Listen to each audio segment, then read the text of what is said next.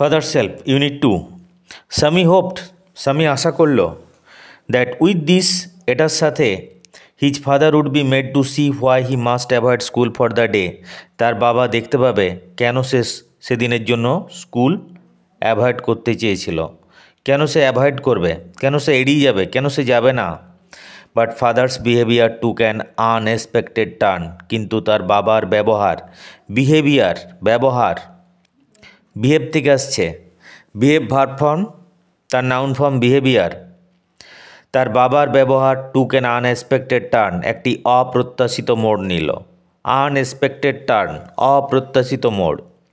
He proposed to send a letter with Swami to the headmaster. তিনি প্রস্তাব দিলেন যে সামির হাতে হেডমাস্টার মশাইকে তিনি একটা চিঠি লিখে দেবেন, একটা চিঠি পাঠিয়ে দেবেন।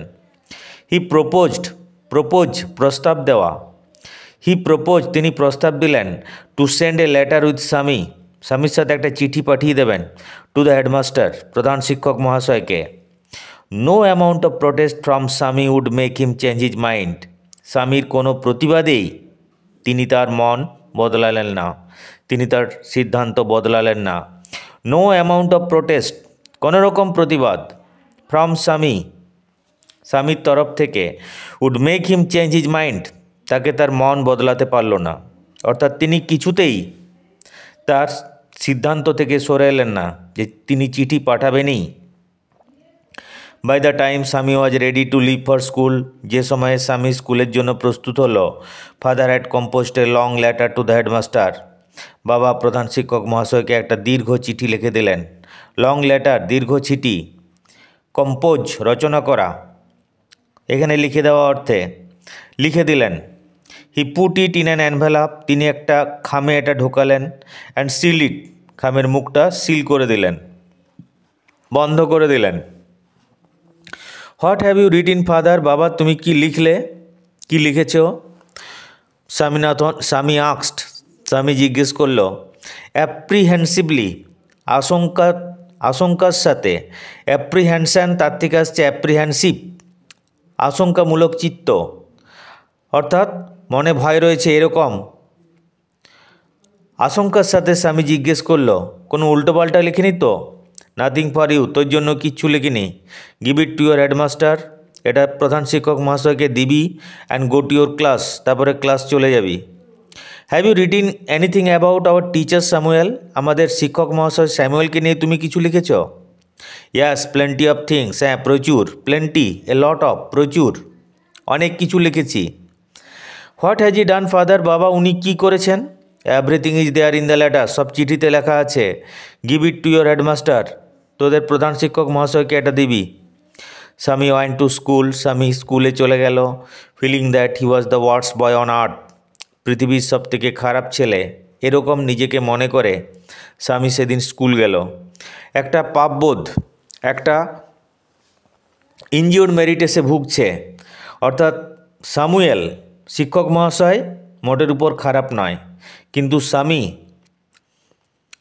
স্কুল যাতে না যেতে হয়, সেই স্কুল যাতে না যেতে হয় তার জন্য সেই শিক্ষক মহাশয়কেই দায়ী করেছিল। হিজ কনসায়েন্স বদার হিম, তার বিবেক তাকে কষ্ট দিল। কনসায়েন্স, বিবেক, যেটা ভিতর থেকে বলে দেয় তুমি ভালো করছো কি খারাপ করছো। বদার্ড, এখানে কষ্ট দেওয়া। He was not at all sure, সে আদৌ নিশ্চিত ছিল না। If his description of Samuel had been accurate, Samuel সম্পর্কে তার বর্ণনা ঠিকঠাক, সঠিক, অ্যাকুরেট ছিল কি না। He felt he had mixed up the real and the imagined, তার মনে হলো সে প্রকৃত যে জিনিস তার সাথে কল্পনাকে মিশিয়ে ফেলেছে। রিয়াল অ্যান্ড দ্য ইমাজিন্ড, অর্থাৎ স্যামুয়েল নিয়ে অনেক নিজস্ব চিন্তাভাবনা মিশিয়ে দিয়েছে যেগুলো সত্যি নয়।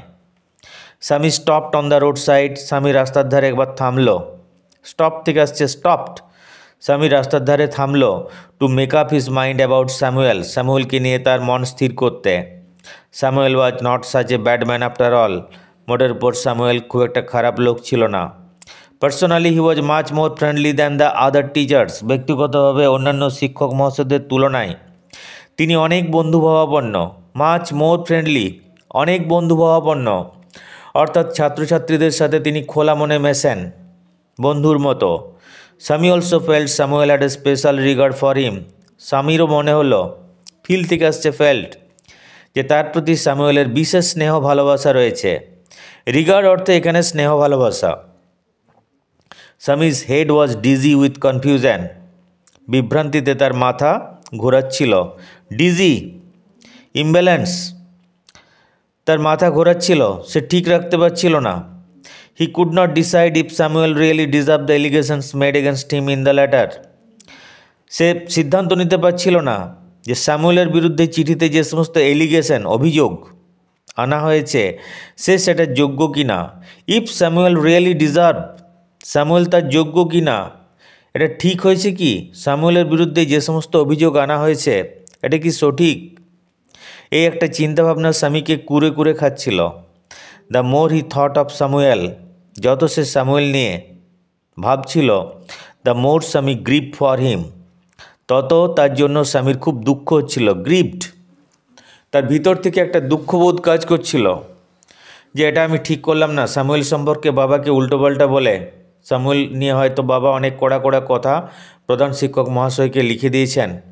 এরপর প্রধান শিক্ষক মহাশয় স্যামুয়েলকে অযথা হয়তো উল্টোপাল্টা বলবেন, তার জন্য মনে হচ্ছে যে আমিই দায়ী।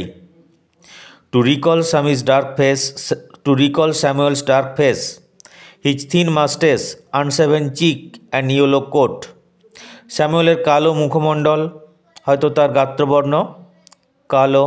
হিজ থিন মাস্টেস, তার সরু গোপ মাস্টেস।